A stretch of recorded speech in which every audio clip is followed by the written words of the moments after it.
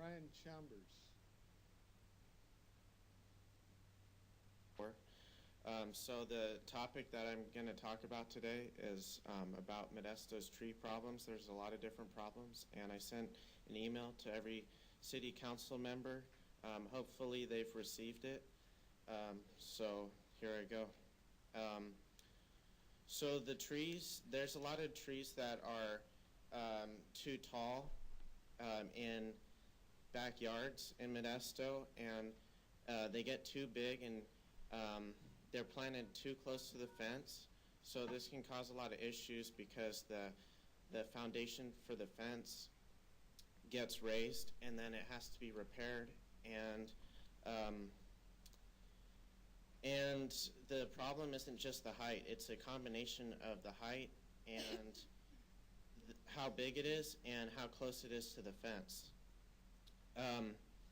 And then there's another problem where certain trees can litter into another neighbor's yard. For example, birch trees, the pods and leaves go into the neighbor's yard, which isn't usually that big of a deal if they have a normal just lawn in their backyard, but I have a pool, many other people have a pool, and it's very difficult to get the pods out of the pool. And actually, a lot of neighbors have a birch tree in their yards, and they have a pool, but the wind doesn't blow into their yards, so it's not a problem for them. And for our residents in particular, we've tried to come to some kind of understanding or bargain with our neighbors about even paying them money to trim their trees so it wouldn't be a problem, but they're not really willing to compromise. So that's why it seems to be a major issue, because if people aren't willing to compromise and seem to be good neighbors, then I think there should be a city law to enforce that other people's trees don't litter into another neighbor's property, and certain trees shouldn't even be planted close enough to the fence, because eventually it's going to cause a big problem. For example, the tree could eventually risk falling onto one of the homes, and then it could create a lot of different problems in the future. And then another problem is when we plant trees too close to the sidewalk, it ends up raising the sidewalk level, which the city has to pay hundreds of thousands of dollars each year, if not millions of dollars each year, to fix various tree problems such as that. So I think we need to hold the specific tree planters responsible if they planted a tree and... Mr. Schambers, your 3 minutes is up. Okay. So in conclusion, I understand we have a tight budget, but I would just like to hopefully get some laws passed on this. Thank you. You might want to talk to Julie in the back. She's in the green. She might be able to help you on some of it too. Okay. All right, thank you. Thanks. Next I have Tony Madrigal. Ryan?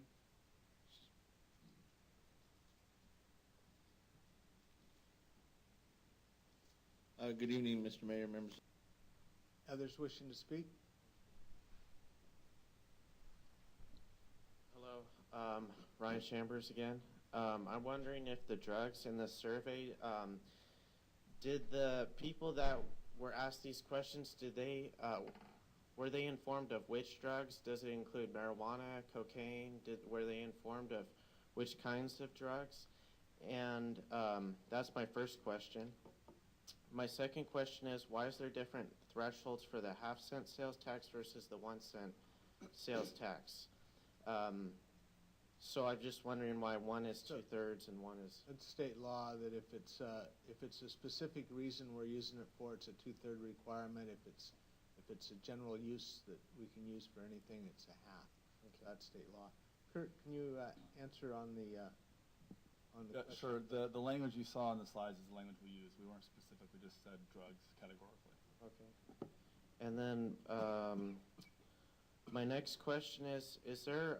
Real quick, a follow-up question, though. Was there a reason we didn't ask for a half-cent general purpose sales tax? We went from a half-cent for specialty tax to a full cent for general purpose. Yeah, I will defer to city manager here, but my understanding was that there's a certain level of revenue we want to generate for public safety services. And if you went for a half-cent general purpose, that wouldn't generate sufficient funds, what was needed, because it would be spent on other services as well. And I may mischaracterize that a little bit, but. Yeah, we've had a number of conversations about, what are the questions we need to ask? And one of the topics, there has been a lot of discussion about, especially even in the community in community engagement forum, about funds for roads. And so those two both ended up very high on the list. So you'll see a couple of questions we asked here that related to business corridors. And so instead of just the half, I said, well, why don't we ask what it would be like for a penny for progress, a penny for what would be, it'd be general, so it won't be specific. But the thought is there's a lot of interest about economic development, road corridors around for business purposes, and then there's public safety conversation, which is the reason the number was asked for one. Ryan? Okay, my next question is, and isn't there more efficient ways of gaining this information rather than basically, I guess, cold calling people?